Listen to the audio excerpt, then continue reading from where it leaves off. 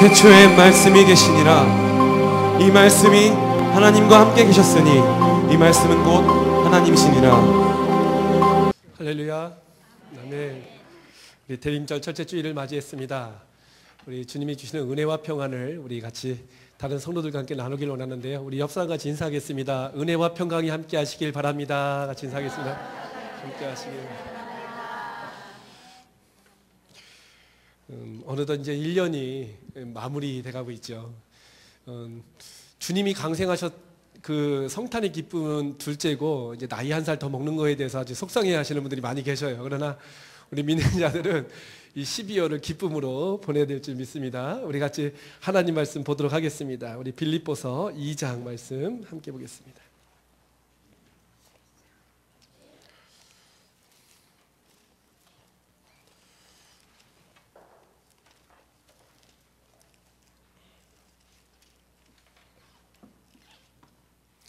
빌립보서 2장 5절에서 9절 말씀까지 우리 함께 보겠습니다.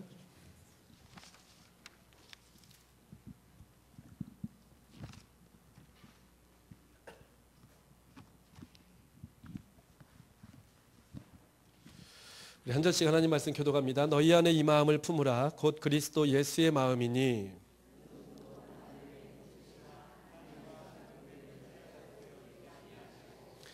오히려 자기를 비워 종의 형체를 가지사 사람들과 같이 되셨고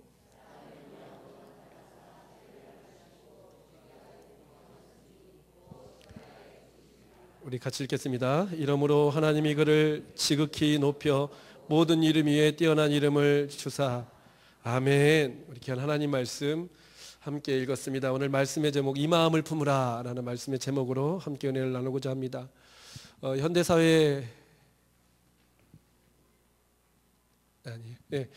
현대사회에 참 큰 이제 문제가 분노 조절 장애자들이 많이 생긴다는 것이죠. 화를 참 잘 내는 사람들이 시간이 지남에 따라서 점점 늘어나고 있는 것을 바라보게 됩니다. 우리 뉴스를 통해서 이제 많이 접하는 그런 소식들이 전혀 알지도 못하는 사람이 자기의 기분을 좀 언짢겠다는 이유로 가해 어떤 보복 그런 행위들을 하는 것을 바라보게 됩니다. 운전하다가 끼어들겠다고 내려서 그 차 문을 부시고 그 사람을 구타하는 경우도 있고 또 지나가다 얼굴을 한번 쳐다봤다고 그 사람을 사정없이 때리는 경우도 있습니다. 젊은 아이들도 흡연이라든지 욕설을 했다고 어른들한테 꾸지람 들으면 그 자리에서 그 어른을 또 가격하는 그런 못된 행위들도 이제 바라보게 되는데요. 시간의 지남에 따라서 이런 분노 조절을 못하는 사람들이 점점 늘어나고 있는 것 같습니다. 이 분노 조절 장애에 대해서 전문가들은 크게 세 가지를 얘기합니다. 첫 번째는 스트레스 때문에 점점 사람들이 화를 못 참는다라고 얘기를 합니다. 요즘에 사회는 경쟁 사회 아닙니까? 그리고 경쟁 구도로 치닫고 있는 이 시대이기 때문에 그런 이제 사회 구조 때문에 받는 스트레스가 상당하다는 것이죠. 다른 사람들은 다 잘 나가는데 자기는 혼자 도태되는 것 같은 그런 느낌을 받을 때에 사람들은 그런 감정 조절을 못한다는 것입니다. 심리적 압박에 의해서 그런 분노가 응어리져 있던 분노가 어느 한순간에 폭발하게 되는 그런 이제 원인을 말하는 사람이 있고요. 또 어떤 사람들은 왜 이렇게 분노 조절을 못할까라는 그런 원인에 대해서 자극적인 매체 때문에 그렇다는 것입니다. 폭력적인 그러한 매체들, 매개물들이 많이 나오면서 이 폭력이 일상이 되고 어떤 내 감정을 숨기고 억누르는 것이 해답이 아니라 그걸 분노를 폭발하고 내 중심으로 사는 것이 정답이라고 이렇게 조장하는 그런 매체들이 많이 있습니다. 실제적으로 여러분 TV를 봐도 TV에서 나오는 영화라든지 드라마들이 예전하고는 많이 그 수위가 달라졌죠. 정말 피가 철철철 흐르는 그러한 장면이 여과 없이 공중파에서 방영을 하고 있고요. 어른들도 보기 끔찍한 장면들을 아이들은 아무렇지도 않게 이렇게 보는 것을 바라보게 됩니다. 요즘 아이들 하는 게임들을 보면요, 뭐 총을 가지고 사람 머리를 향하여 쏘기도 하고 그러면서도 아이들 희열을 느끼는 그런 어떤 매개물 때문에 이런 분노 조절 장애자들이 점점 늘어나고 있다라는 그런 전문가들이 있습니다. 또한 어떤 전문가들은 이렇게 얘기합니다. 먹는 것 때문에 그렇다. 우리가 먹는 음식들 대부분 이제 그 항생제에 오염된 그런 도축된 그런 가축들을 먹지 않습니까?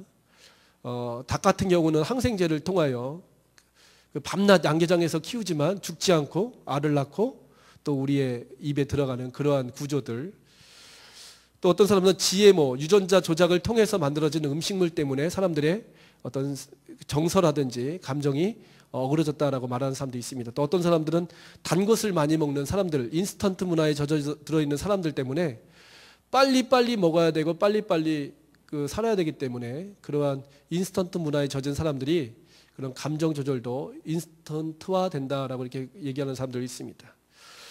뭐 어떤 것이 정답인지 모르겠습니다. 그러나 분명한 것은 요즘 사람들은 감정 조절을 잘 못한다는 것이죠. 혹시 여기 앉아 계신 우리 성도님들 중에서도 작은 말 한마디라든지 작은 행동 하나 때문에 자주 화를 내거나 아니면 분노하시는 분이 계신지 모르겠습니다. 예전에는 내가 이렇진 않았는데, 예전에는 그래도 참는 성품이 있었는데 요즘에는 참는 것이 너무나 힘들다라고 이렇게 생각하는 분들도 계실 겁니다. 이런 분들에게 오늘 말씀이 참 이게 중요하다고 생각되는데요. 이 분노 조절이 단지 어떤 분노 조절로 나의 어떤 감정의 상함으로 끝나는 것이 아니라 이 분노 조절의 그 원인보다 더 큰 거는 이제 결과라는 것이죠.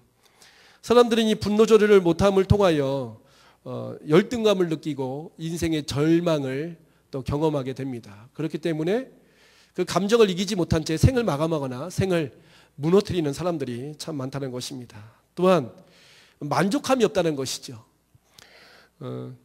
제가 얼마 전에 그 동영상을 하나 봤는데요. 미국에서 리서치한 동영상이었습니다.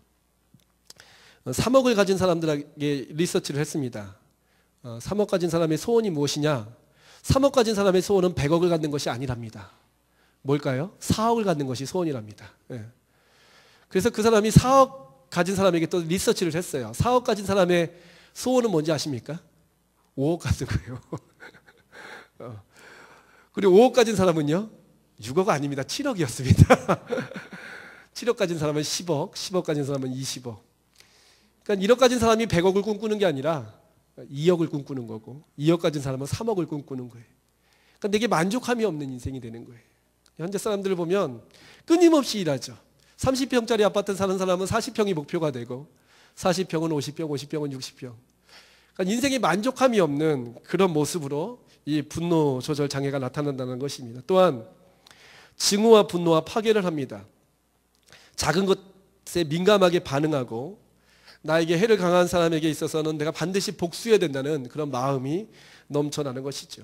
어떻게 보면 이건 욕구일 수도 있습니다. 내면적인 욕구입니다. 우리의 마음 가운데에 그런 욕구들이 있기 때문에 더 큰 것, 더 많은 것, 더 좋은 것을 누리려는 그런 감정이 있는 것은 어떻게 보면 지극히 정상인 것 같기도 합니다. 인본주의 심리학의 아버지라 불리는 미국의 메슬로라는 사람은요, 인간의 감정을, 인간의 욕구를 5가지 등급으로 매기고 있는데, 첫 번째 사람들은 생리적 욕구를 갖게 된다라고 말하고 있습니다. 배고프면 먹어야 되고, 졸리우면 자야 되고, 이렇듯 사람이 그냥 살아갈 때의 생리적인 욕구. 근데 이 욕구가 만족되면 끝나는 것이 아니라 다음 욕구로 넘어간다는 것이죠. 그 다음 욕구는 바로 안전의 욕구입니다. 나는 내 삶은 보호받아야 되고, 내 삶은 건강하게 지켜져야 된다라는 그런 욕구로 발전된다는 것이죠. 그리고 나서 그것이 또 충족됐을 경우에는 애정과 소속의 욕구로 발전된다고 합니다. 그러니까 다른 사람들과 함께 어울려야 되고, 교제를 나눠야 되고, 다른 사람들과 함께 즐거운 그런 모임을 갖는 그런 욕구로 발전되고, 그것이 이제 만족이 되면 이제 존중의 욕구로 가게 됩니다. 그것은 다른 사람으로부터 인정받고 다른 사람으로부터 칭찬받고 싶은 그런 욕구로 나가는 것이죠. 그리고 마지막으로 메슬로는요, 자기 실현의 욕구가 마지막 종착적인 욕구다. 자기 실현의 욕구는 뭡니까? 내 꿈을 이제 이루는 것입니다. 내가 정해놨던 목표, 내가 과거에 꿈꿨던 목표를 이루는 것, 그것으로 인간의 욕구는 계속 나아간다라고 얘기하고 있는 것이죠. 근데 이 욕구에 대해서 뭐 지극히 정상적으로 볼 수도 있지만, 사실 그 세상에서 바라보는 그런 욕구와 하나님 또 성경의 말씀에서 바라보는 욕구는 좀 차이가 있다는 것이죠. 성경은 이 욕구에 대해서 쉽게 설명하면 은혜의 결여로 말하고 있습니다. 은혜가 부족할 때에 나타나는 하나의 현상이다라고 성경은 말하고 있습니다. 여러분, 뭔가 부족한 거예요. 뭔가 부족하기 때문에 내 감정 가운데에 그런 불만이 나타나고 분노가 나타나는데, 성경은 그것을 은혜라고 하는 거예요. 은혜.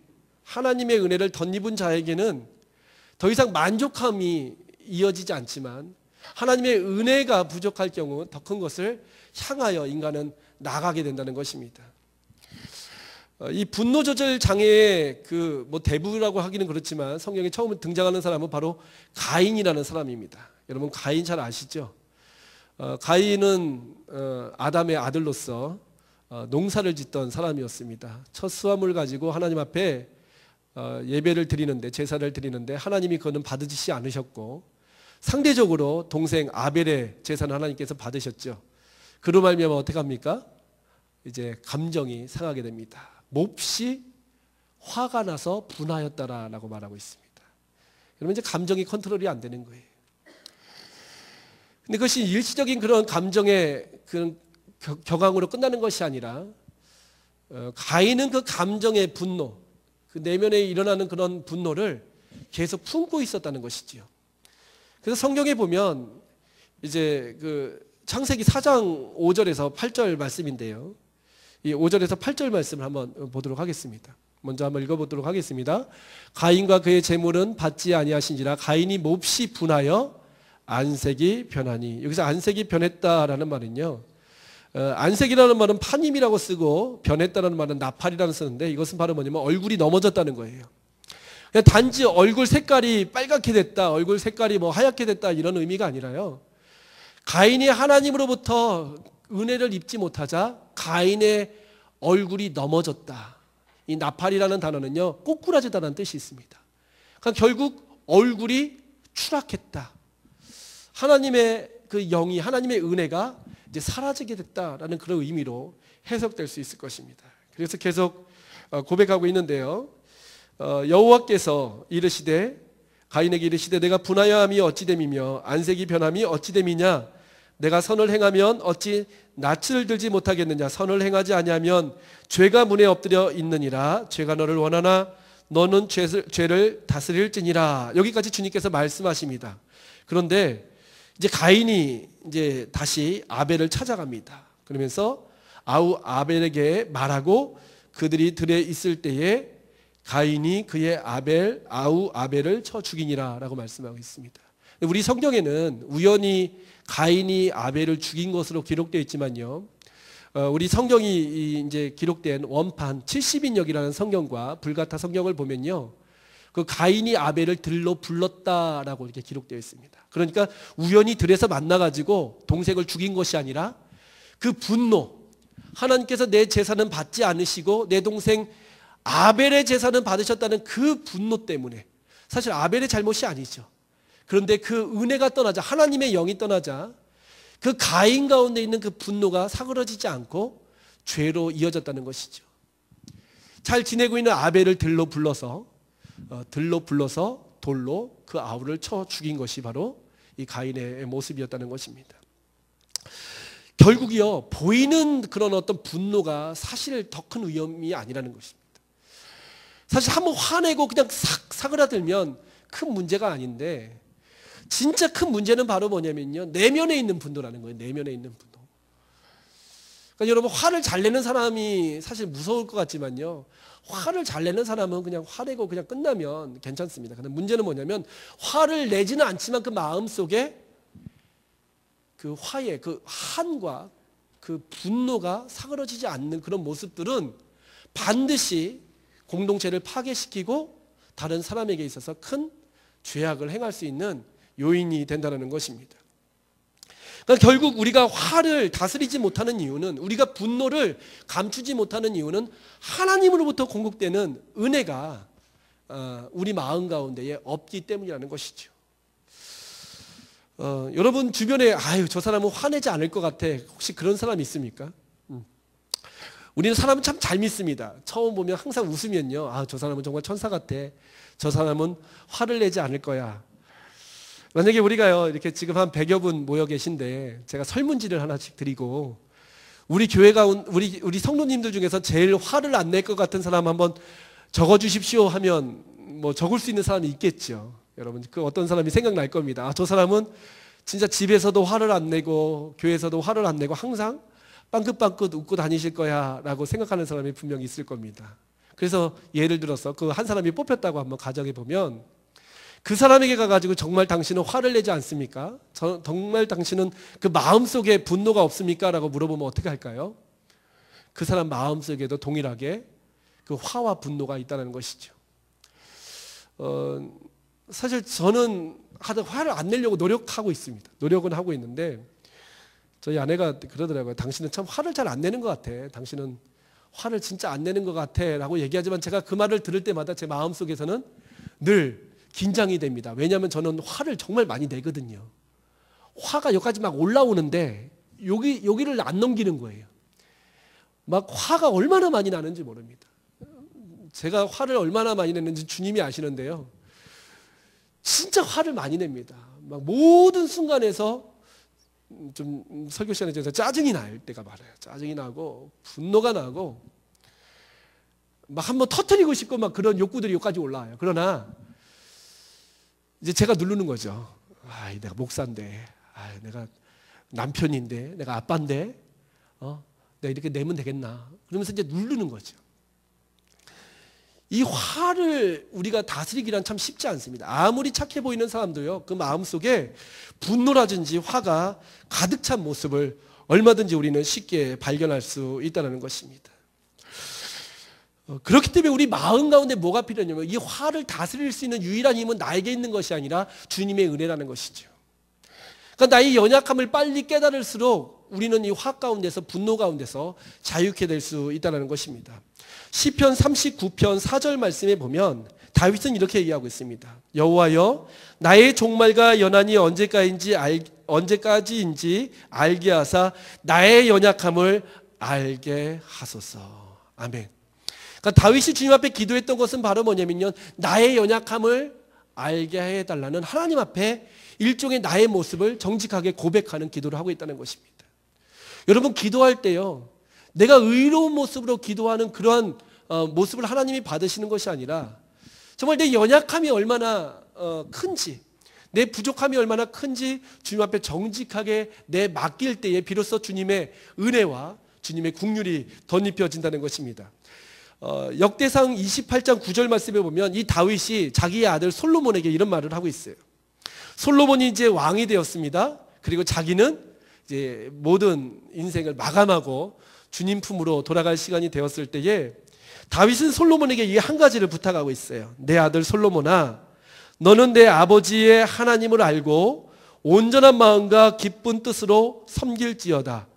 여호와께서 모든 마음을 감찰하사 모든 의도를 아시나니 내가 만일 그를 찾으면 만날 것이요 내가 만일 내가 그를 버리면 그가 너를 영원히 버리시리라. 아멘. 그러니까 다윗이 솔로몬에게 부탁했던 것은 바로 뭐냐면요, 네 마음으로 하나님을 섬기라는 거예요. 네 마음 가운데 주님을 모시라는 거예요. 그것이 유일한 너의 삶의 희망이라고 말씀하고 있는 것입니다. 우리 마음은요, 우리가 뭐 평안할 때가 있습니다. 사실 우리 마음의 분노보다도 평안할 때가 있지만 그 평안은요, 깨끗하기 때문에 만들어지는 평안이 아니라 잠시 흙탕물이 큰 문제가 없이 얼마 정도 지났기 때문에 생기는 그러한 깨끗함이라는 것입니다. 그런 차분함이라는 것입니다. 여러분 그 물 아시죠? 흙탕물 보면 확 한번 흐트르면 이렇게 막 이렇게 뿌옇게 됐다가 시간이 지나면 쭉 가라앉죠. 그러나 어떻습니까? 다시 한번 흔들면 여전히 그 밑에 있는 더러운 것들이 다시 올라와서 그 물은 언제든지 더러운 물이 된다는 것입니다. 제가 신대원 다닐 때에 저희 동기 중에서 좀 나이가 많은 그 전도사님이 계셨습니다. 지금 이제 목사님이 되셨는데 그 목사님은 참 돈이 많으셨어요. 나이도 많고 돈이 많고 늦게 신학을 했기 때문에 이제 졸업하자마자 얼마 후에 교회를 개척하셨습니다. 제가 듣기로는 30억의 그런 건물을 지었대요. 돈이 많으시니까 큰 교회를 짓고 이제 거기 이제 담임 목사로 목사 안수 받으시면서 담임 목사로 이제 가셨는데, 이제 교회는 30억짜리 큰 건물을 지었기 때문에 이제 부흥시키는 것이 가장 중요한 사역 아닙니까? 그래서 이제 부흥을 시키려니까 검증된 사람을 부교육자로 뽑고 싶은 거예요. 그래서 이제 저희 동기들 가운데 야 우리 누구 목사야 뭐 누구 목사야 나 좀 도와줘 해서 그 교회에 이제 불렀다는 것이죠. 근데 이제 부름을 받았으니 그 목사님 뭐 학교 다닐 때도 참 천사 같고 착하셨거든요. 돈도 잘 쓰시고 저희가 배고프면 맛있는 것도 막 사주시고 또 항상 저희 보면 격려해 주시고 칭찬해 주시고 그래서 그 교회를 갔대요. 갔는데 몇 달 만에 한 두세 달 만에 간 사람들마다 다 두 손을 들고 나가는 거예요. 왜 나가냐면 얘기를 들어보니까 정말 그런 분인지 몰랐다는 것입니다. 학교 다닐 때는 밥도 잘 사주시고 늘 격려해 주시고 늘 방긋방긋 웃어주셨던 분인데 가까이 모시니까 그게 아니라는 거예요. 그 마음 가운데 분노가 얼마나 큰지, 그 마음 가운데 상처가 얼마나 큰지 담임 목사님으로서 그 아픔과 상처들이 고스란히 이제 부교육자들한테 가니까 견디지 못하고 한 4개월 만에 다 나가는 거예요. 그래서 참 너무 이제 안타까운 그런 모습을 이제 바라보게 된 것이죠. 우리 내면에 우리 사람을 참 많이 이제 믿게 되지만요. 사실 가까이 지내면 지낼수록 우리가 느끼는 것은 바로 뭐냐면요. 그 사람의 한계, 그 사람이 있는 내면에 있는 갈등과 아픔을 우리는 바라보게 된다는 것입니다. 그러니까 사실 그 분노라는 것이 뭐 음식을 잘못 먹어서 스트레스를 많이 받아서 혹은 뭐 유해 매체들을 우리가 많이 접해서 사실 분노가 생기는 것이 아니고요. 성경에는 뭐라고 말하고 있냐면 은혜의 부재라는 거예요. 이것을 신학적인 용어로는 어프가베라고 하는데 우리는 죄인의 그런 태생으로 출생하였기 때문에 늘 우리에게는 분노가 언제든지 일어날 수밖에 없는 존재들이라는 것이에요. 여러분 그것을 인정해야 된다는 것이죠. 내가 아무리 기도는 뭐 다른 방법이에요. 내가 아무리 노력하고 내가 아무리 내 자신에 대해서 마인드 컨트롤을 한들 내 마음 가운데 있는 분노가 여러분께 쉽게 사라지지가 않는 거예요. 유일하게 분노를 우리가 이길 수 있는 방법은 단 한 가지. 하나님으로부터 주시는 풍성한 은혜로만 그것이 가능케 된다는 것입니다. 우리는 신구약 성경을 통해서 사울이라는 사람, 2명의 사울이라는 사람을 바라볼 수 있습니다. 첫 번째 등장하는 사울은요, 바로 누구냐면 이스라엘의 초대 왕이었던 사울입니다. 이 사울은 여러분 잘 아시다시피 처음에 참 겸손했던 사람입니다. 사무엘에 의해서 왕이 되었을 때에 그는 부끄러움이 많았던 사람이었습니다. 하나님께서 그 제비를 뽑아서 12지파 가운데 제비를 뽑아서 베냐민 지파가 선택되고 그 베냐민 지파 가운데 기스의 그 아들이었던 사울이 선택되었을 때 그는 그 행구 뒤에 숨었다라고 성경에 기록되어 있습니다.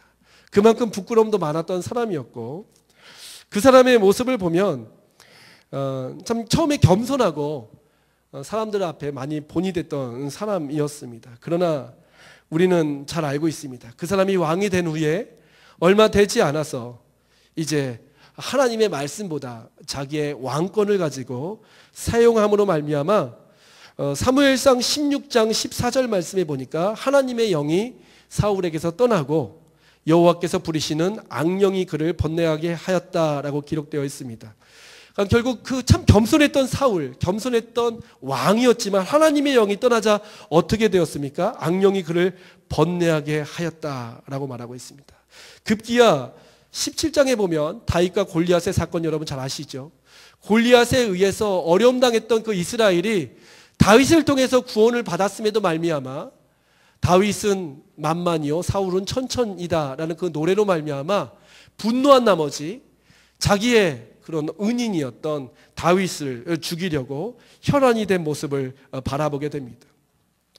마음 가운데 있는 그 분노는요 누구든지 일어날 수 있는 것이고 아무리 겸손한 사람이어도 하나님의 영이 떠난 그 모습 가운데서는 분노할 수밖에 없다라는 것입니다. 그러나 또한 사울이 나옵니다. 그 사울은 바로 신약 성경에 나오는 사울이죠. 이 사울은 구약의 사울과 같은 베냐민 지파였습니다. 이름도 사울이라는 그런 동명을 사용하고 있지만 이 사울의 처음의 모습은 완전 다릅니다.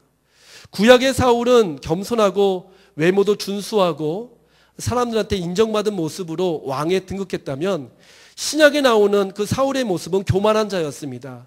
아주 기세가 당당한 자였습니다. 모든 유대인들을 잡아다가 감옥에 가두고 그래도 배교하지 않으면 옥에 처한 다음에 죽이려는 그런 생각을 가졌던 아주 악한 사람이었습니다. 그러나 우리는 잘 알고 있습니다. 이 악한 사울이 예수 그리스도를 가장 닮은 사람으로 변했다는 것을요. 오늘 우리가 읽은 빌립보서, 이 빌립보서는 바울이 로마 감옥에 있을 때 기록한 성경입니다. 그가 왜 감옥에 갇히게 되었습니까? 그가 어떤 불의한 행위를 했습니까? 그것은 절대 아니지요. 그는 억울하게 감옥에 갇혔습니다. 뿐만 아니라 감옥에 있을 때에 갖은 모욕과 고통을 당했습니다. 그리고 그 감옥에 있을 때에 석방이라는 희망은 전혀 없는 채로 하루하루를 지내고 있던 그런 모습이었습니다.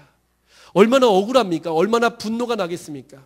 여러분 생각해 보십시오. 여러분이 억울하게 감옥에 들어갔다고 한다면 여러분 마음속에 어떤 생각이 들겠습니까? 나를 억울하게 감옥에 넣은 사람, 저 사람을 내가 반드시 나가서 복수할 거야. 그 사람들을 다 잡아다가 내가 감옥에 쳐넣을 거야. 내가 어떤 사람인데, 내가 로마 시민인데, 내가 어떤 사람인데, 내가 가말리엘 지파에서 공부했던 사람인데, 내가 어떤 사람인데 하면서 자신이 가진 힘을 가지고 분명 자신의 억울함을 갚으려 했을 것입니다. 그런데 이상하게 우리가 잘 알고 있는 옥중서신을 보면 그 억울함을 토로하고 있는 구절은 한 구절도 없다는 것이에요. 오늘 우리가 읽은 이 빌립보서에는 오히려 기뻐하라 기뻐하라라는 말씀을 14번이나 기록하고 있다는 것이죠. 여러분 억울한 일을 당했는데 어떻게 기뻐할 수 있습니까? 내가 지금 힘든데, 내가 고통스러운데, 나에게는 아무 소망이 없는데 어떻게 기뻐할 수 있겠습니까? 그 비밀에 대해서 오늘 사도 바울은 오늘 우리에게 권면하고 있는 것입니다. 이 말씀을 통해서 우리가 우리의 모습 가운데도 정말 이 분노라는 것이 우리를 억누르는 것이 아니라 우리가 예수님의 그런 능력을 덧입어서 이 분노라는 모든 장벽을 뛰어넘는 은혜가 여러분 가운데 있으시기를 주님의 이름으로 축원합니다. 그러면 이 분노를 어떻게 이겼는가? 오늘 말씀해 보니까요, 이렇게 고백을 하고 있는 거예요. 너희 안에 이 마음을 품으라. 뭐라고요? 분노를 이길 수 있는 그 힘은 바로 무엇이냐? 우리 안에 이 마음을 품으라. 곧 그리스도 예수의 마음이니라고 기록하고 있습니다. 그럼 결국 정답은 무엇입니까? 내 마음 가운데에 예수님의 마음을 품을 때에 우리는 어떤 상황 가운데서도 자족할 수 있는 힘이 생기며 어떤 상황 가운데서 분노가 아닌 감사와 기쁨의 삶을 살 수 있다는 것입니다. 근데 우리가 읽은 이 짧은 구절, 어떻게 우리가 예수님의 마음을 우리 가운데 넣을 수 있을까? 참 이 말씀을 보면 우리가 이해하기 쉽지 않습니다. 근데 영어 성경을 보면 좀 더 쉽게 우리가 이해할 수 있는데요. In your relationship with one another, have the same mindset as Christ Jesus 라고 있습니다. 그것은 뭐냐면요, 어떤 상황에서 어떤 관계 내에서도 예수님의 사고 방식을 가지십시오라는 뜻입니다. 그러니까 마음이란 단어가 여기 기록되어 있죠. 마음이란 단어는 사실 카르디아라는 말인데 이 구절에는 카르디아라는 단어가 한 번도 사용되어 있지 않습니다.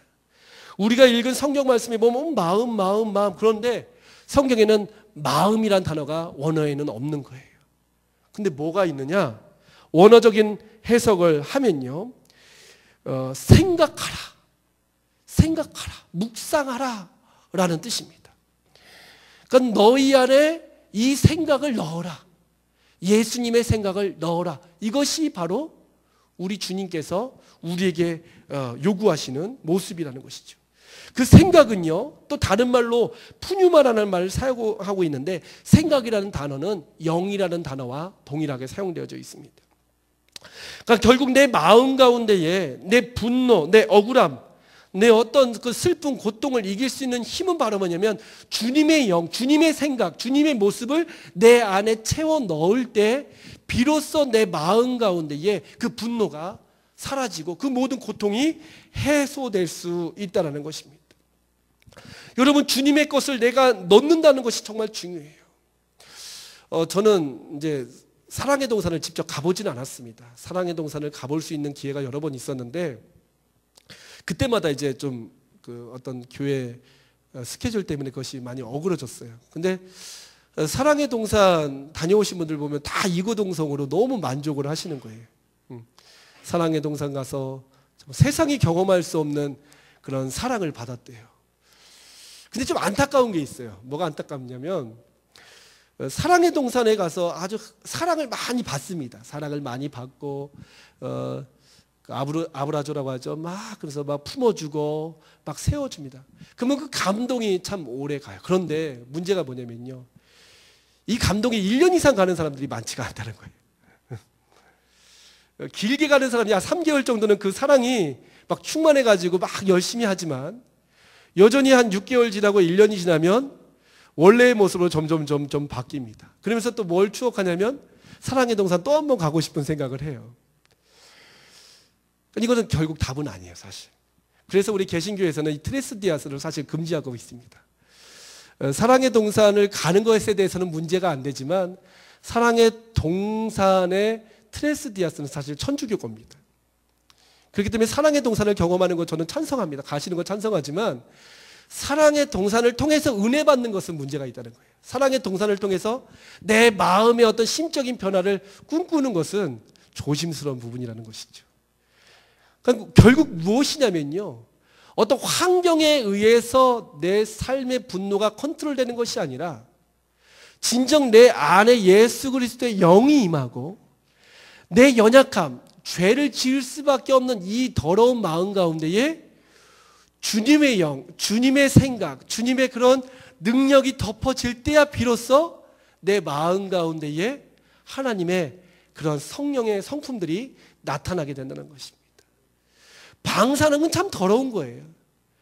방사능은 참 더럽지만 방사능을 납으로 코팅했을 때 그 방사능이 안전한 물질이 되듯이, 화산은 위험하지만 그 밑에 마그마가 용솟음 치고 있지만 주님의 그런 영, 큰 대지의 힘이 마그마를 누를 때에 마그마가 활화산처럼 뿜어나오지 않고 막혀 있듯이 마그마의 힘보다 그 누르는 힘이 더 크면 내 안에 그런 분노라든지 그런 어떤 아픔의 탄식들은 오히려 하나님을 향한 그런 온유한 성품으로 변화될 수 있다는 것입니다.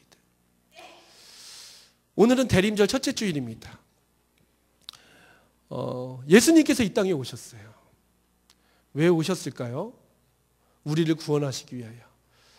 예수님이 이 땅에 오신 것은 단지 장소 이동, 어떤 주님께서 공간적인 그런 이동을 하신 것이 아니라, 오늘 우리가 읽었던 6절 이하의 말씀에 보니까 하나님의 본체시나 하나님의 영광을 버리셨다라고 말씀하고 있습니다. 버릴 수 있는 힘이 바로 예수님이에요. 우리는 버릴 수 없어요. 여러분이 쌓아오는 것을 한 번에 버릴 수 있겠습니까? 내가 50년, 60년 동안 만들어놨던 그 아름다운 것들을 한순간에 포기한다면 여러분 그렇게 하실 수 있습니까? 그러나 우리 주님은 주님의 생명의 능력으로 하늘 영광 보호자를 버리시고 이 땅에 오셔서 종의 형체를 가졌다라고 말씀하고 있습니다. 이 둘로스 종은요, 노예라는 뜻입니다. 노예의 모습으로 사셨다는 거예요. 그리고 십자가에 달려서 죽기까지 복종하셨다라고 말씀하고 있습니다. 그러니까 그 주님을 우리가 묵상하면, 그 주님의 영이 우리 가운데 임하면요, 우리가 당하는 것은 아무것도 아니라는 거예요. 오른뺨을 치면 왼뺨도 돌려댈 수 있는 여유가 생기는 거예요. 나를 모욕하고 나를 무시했다 할지라도 그 사람에 대해서 분노가 생기는 것이 아니라 그 사람의 연약함이 극률하게 느껴지는 거예요. 여러분, 화를 내는 사람의 특징을 보십시오. 높은 곳을 향하여 달려가는 사람들이 화를 잘 냅니다. 오히려 주님은 우리 가운데 인카네이션 하셨습니다. 강림이라는 뜻은요, 이건 세상적인 용어가 아닙니다. 인카네이션, 성육신이라는 뜻이에요. 높은 곳에서 낮은 곳으로 내려가시는 그 주님의 모습을 바로 강림, 성육신이라고 하는데, 그 모습대로 우리가 살아갈 수만 있다면, 정말 우리가 십자가로만 내려갈 수 있는 그 주님의 영이 임한다면 우리는 화낼 수가 없어요. 우리는 분노할 수가 없어요. 우리는 그 심리적인 그런 압박 가운데서 자유롭게 되는 힘이 생긴다는 것입니다. 우리 주님을 묵상합니다. 왜 그렇게 다 포기하셨을까? 원래 낮아지시는 분이어서? 아닙니다. 왜냐하면 우리를 사랑하시기 때문에.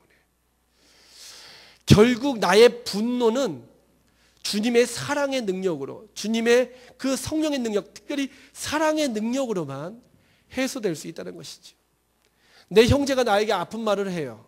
사랑하면 용서가 돼요. 저도 집에서 애를 이제 키우는데요. 가끔 저희 아이미가 와서 저를 싸대기를 때릴 때가 있습니다. 뭐 가만히 있는데 팍 때려요. 와서 발로 차고 막 그래요. 조그만 녀석이면 손이 맵습니다. 여러분 그때 저도 같이 때립니까? 저도 같이 욕합니까? 아니에요. 진짜 사랑하면 그것이 이해가 돼요. 장애아를 돌보는 그 부모님들의 모습을 바라봐요. 막 애가 막 그 부모님을 멱살을 잡고 나 치료 안 받겠다. 막 그러지만 그 엄마는 끝까지 그것을 감내를 하는 모습을 봅니다. 왜냐하면 그 분노는 그 나에게 당한 그 억울함은 그 사랑이라는 큰 열매 앞에 보면 아무것도 아니기 때문에 한 달간 한번 화를 안 냈으면 좋겠어요. 근데 화를 안 낸다는 것이 내 어떤 스스로의 결단보다도 우리 주님을 많이 묵상했으면 좋겠습니다. 우리 주님이 오른뺨을 쳤을 때 왼벽을 돌려두고 오히려 자기를 십자가에 못 박는 그런 병정들을 향하여 용서를 구하셨던 그 예수님의 모습처럼 주님 그 모습을 그 영을 나에게 부어주시고 그 예수님의 고귀한 사역을 정말 진심으로 제 마음 가운데 묵상할 수 있도록 인도해 주셔서 내가 자꾸만 내 안에서 뿜어져 나오는 이 분노와 이 화를 하나님의 영으로 눌러주시고 오히려 감사와 기쁨으로 살아갈 수 있는 대강정 절기가 될 수 있도록 인도하여 주옵소서. 여러분 한번 이 시간 그런 결단이 있었으면 좋겠습니다. 제가 지난번에 교회 그 서적을 정리하다가 1992년에 만들어진 우리 교회에서 청년부에서 만든 책자가 있더라고요. 그 책자에 149번 노래 이런 노래가 있습니다. 이 저자가 누구냐면 안치환이라는 가수입니다. 여러분 사람이 꽃보다 아름다워 그 노래 부른 사람 있죠. 그리고 유명한 아주 대중가요 부른 사람인데 그 사람이 지은 찬양입니다. 1절에 보면 이렇게 고백하고 있습니다. 외로움도 견뎌야겠소. 바보란 소리를 들어도 좋소. 나를 비웃는 그 비웃음들 그 사랑으로 받아주겠소. 이 모든 것이 힘들다는 것을 주님은 나에게 알려주셨소. 주님의 사랑은 너무 크오. 그래서 나는 살아야겠어. 한번 같이 잘 모르시겠지만요. 제가 한번 불러보도록 하겠습니다.